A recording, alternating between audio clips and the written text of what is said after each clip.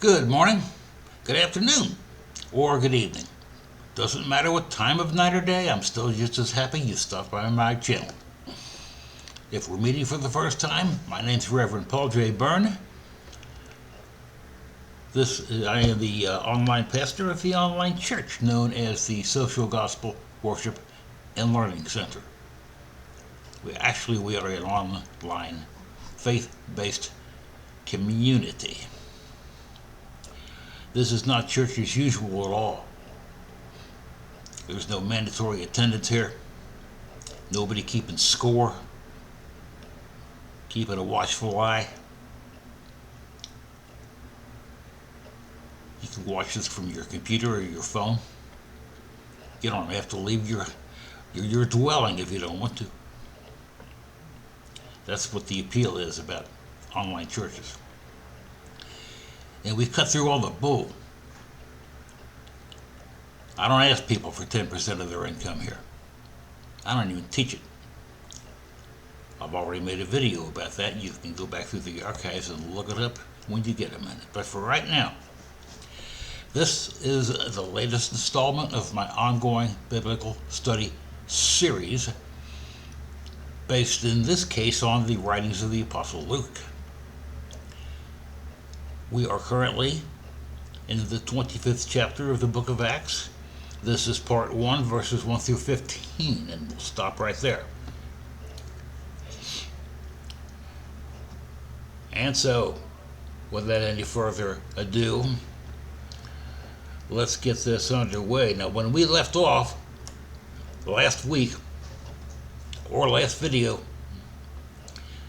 we concluded chapter 24 of the book of Acts. Paul the Apostle had been put on trial there in Jerusalem, only to be transferred to Caesarea, which was about 100 kilometers or 63 miles to the north. There he was put on trial before Governor Felix. But no decision was made until Paul's accusers could arrive. 5 days later, when they finally showed up, they even had their own attorney, evidently based on some presumption that this guaranteed their success. What ended up happening instead was Paul's imprisonment, and this dragged on for 2 years afterwards, until after Felix's term in office was concluded. When Festus, the replacement governor, came on board for his term in office, he decided it was time to bring Paul into open court to be tried.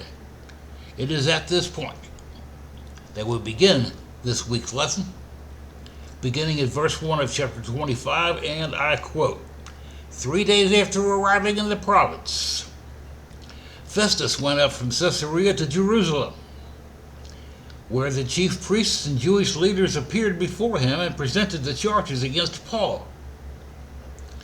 They requested Festus, as a favor to them, to have Paul transferred to Jerusalem, for they were preparing an ambush to kill him along the way. Festus answered, Paul is being held at Caesarea, and I myself am going there soon. Let some of your leaders come with me. And if the man has done anything wrong, they can press charges against him there. After spending 8 or 10 days or so with them, Festus went down to Caesarea. The very next day, he convened open court. He convened the court and ordered that Paul be brought before him. When Paul came in, the Jews who had come down from Jerusalem stood around him. They physically surrounded the man. They brought many serious charges against him, but they could not prove them. And we'll close quote right there. That's the first 7 verses of Acts 25. subtitle here is The Intrigue of Governor Festus and the Jewish Leadership over Paul. In verses 1 and 2, the Apostle Luke described the activities of the chief priests and other prominent Jewish leaders as they went before Festus to present their case against Paul. What transpired that fateful morning amounted to a preliminary hearing by today's standards. What happened beyond the purview of that situation was infinitely more serious. As the next verse relates, verse 3, they requested Festus as a favor to them to have Paul transferred to Jerusalem, for they were preparing an ambush to kill him along the way. But Festus apparently knew to take whatever the religious Jews told him with a grain of salt. As we see in the very next verses when Festus replied, Paul is being held at Caesarea, and I myself am going there soon. Let some of your leaders come with me, and if the man's done anything wrong, they can press charges against him there. Close quote. And so, the Apostle Paul's long-awaited court date finally arrives. Understand, this poor guy's been held in jail without the bail for 2 years. That's enough to break down anybody. But not the Apostle Paul. He was just one tough dude. Festus was a very shrewd individual, however. He had already learned that Paul was a Roman citizen, something that the Jews from Jerusalem conveniently forgot to mention. And he was equally aware that those bringing charges against Paul had ulterior motives of their own. You could say in verses 4 and 5 that Paul was given the modern equivalent of a change of venue. And so Paul the Apostle would be tried there in Caesarea instead of back in Jerusalem. So Festus the governor ruled against them, you see. About 10 days go by before Paul, who has been I remind you, been in prison all this time, finally gets to defend himself before the political authorities at their regional headquarters there in Caesarea. When Paul came in, says the word, the Jews who had come down from Jerusalem brought many serious charges against him, but they could not prove any of them. Now, this was the same crowd that followed Festus back to Caesarea from Jerusalem.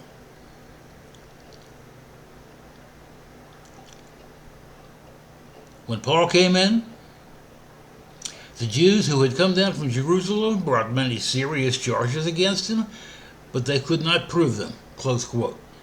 Now, here go these hapless accusers of Paul, once again, who did not have the backing of those they served at home,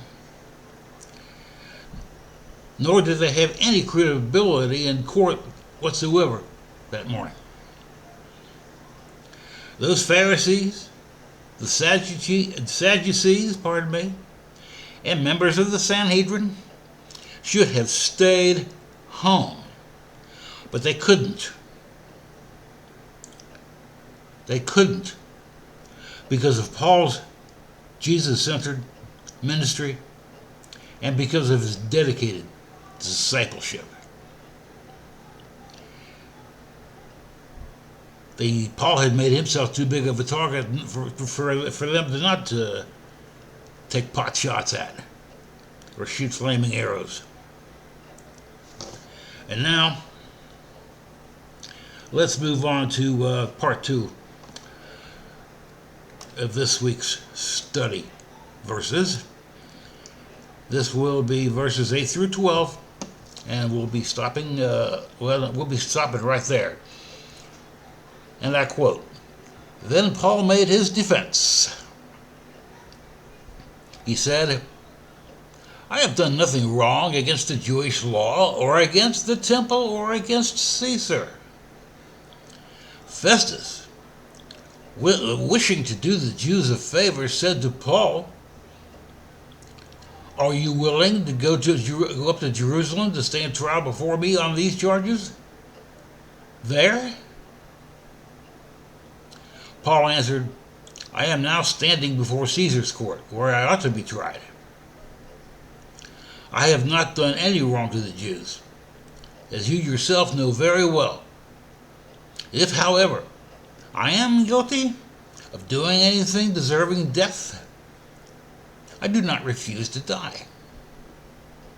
But if the charges brought against me by these Jews are not true, no one has the right to hand me over to them. I appeal to Caesar." After Festus had conferred with his council, he declared to Paul, "You have appealed to Caesar? To Caesar you will go."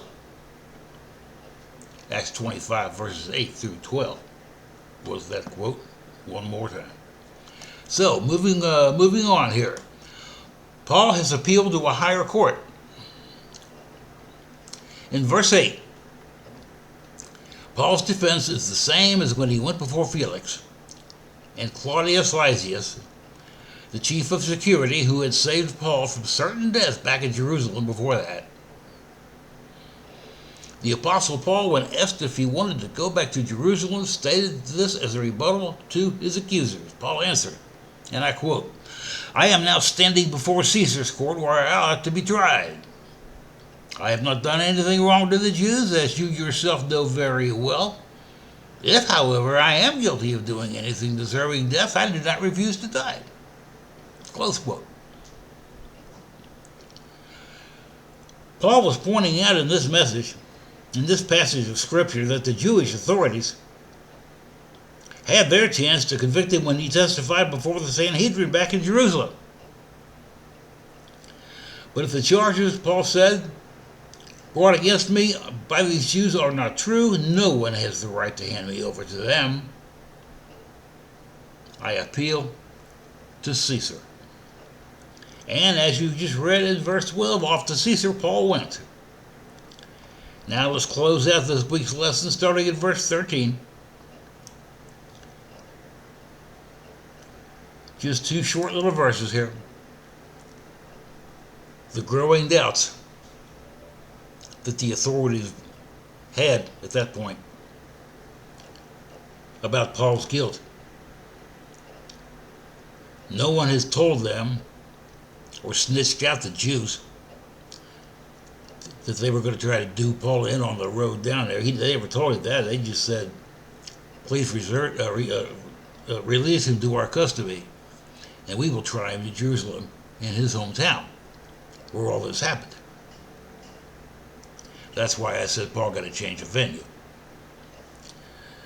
So, beginning at verse 13 here, and I quote, "A few days later, King Agrippa," that's Agrippa and Bernice, arrived at Caesarea to pay their respects to Festus, since they were spending many days there. Festus discussed Paul's case with the king. He said, over dinner or something, I guess, I don't know. He says, "But there is a man here whom Felix left as a prisoner. When I went to Jerusalem, the chief priests and the elders of the Jews brought charges against him and asked that he be condemned. Even Festus, the new governor, had begun to ask why Paul had been held prisoner without trial for so long. Even in those times, that was unusual. But it was out of their hands the very next day when Paul appealed to Caesar.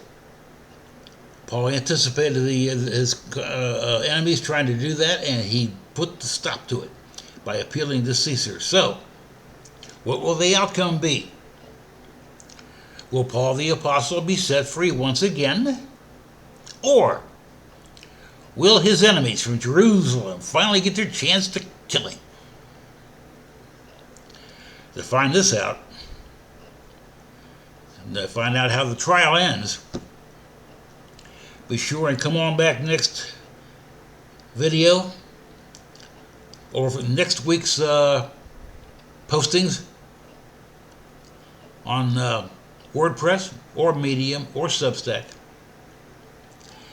and you can find it there. That will be then part 2 of Acts chapter 25. One of the ways you can help support us, since we don't make you tithe 10%, but we still got to keep things going here, you can subscribe to our blog and video channel. The YouTube channel comes in with it. We give it away because it's free anyway. But you can subscribe on either medium.com or on substack.com, and just search Social Gospel Worship and Learning Center or Reverend Paul J. Bern. Either one of those will work. And so that you'll get blog postings delivered right to your inbox twice a week. No advertising. I think they make me run ads on YouTube, whether I like it or not, because I don't have enough subscribers yet. And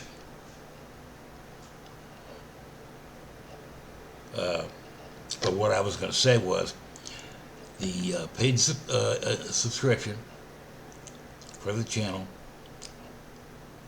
you pay it on the blogs actually, is $5 a month or $50 a year. That's it. It works out to 16 cents a day. Now ask yourself, where else can you go? What can you buy with that 16 cents? Here you get something worthwhile. You get teachings about Jesus Christ, the Son of God, who lives and reigns forever. That's what this blog is about. It's not about me, it's all about him. That's right. And so you can subscribe for $5 a month. If you would like to donate, there are a couple of ways you can do that. And we really could use the funds to keep going over here. We're running this on a shoestring budget as it is. We are a registered nonprofit on PayPal. You can donate to us there. The email address is as follows: greatestservant62@gmail.com. That's all one word and all lowercase. greatestservant62@gmail. Nothing to it. You can also donate on Stripe. Go to Stripe's homepage at stripe.com, type into the search box for the Social Gospel Worship and Learning Center, and it pops right up. You can just fill in the whatever amount you want to send and click send or click OK, depending on which side that is. But anyway, send it off. All your donations are very, very much appreciated. I don't get any of this. This all goes to keeping the ministry online, to paying for office supplies, and now and again we'll be getting a little extra money paying for some ads to get more subscribers. This is, as I said at the very beginning, a faith-based community. And so when you can subscribe for $5 a month on the blog. The YouTube subscription is free. So just down there and around, it's around the center of your page, I think, over on the left-hand part of it. Just click the bell there to subscribe. trying to build a community here too. You are all very much appreciated. If you like this one too, be sure and give me a like.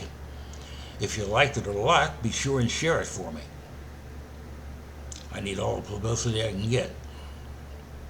I'm the only guy who works here full time. And so, before I go then, I also want to thank everyone for the privilege of your time. You are all most very much appreciated. And having nothing more to say, everybody be blessed. Yes, I said be blessed. In Jesus' mighty name.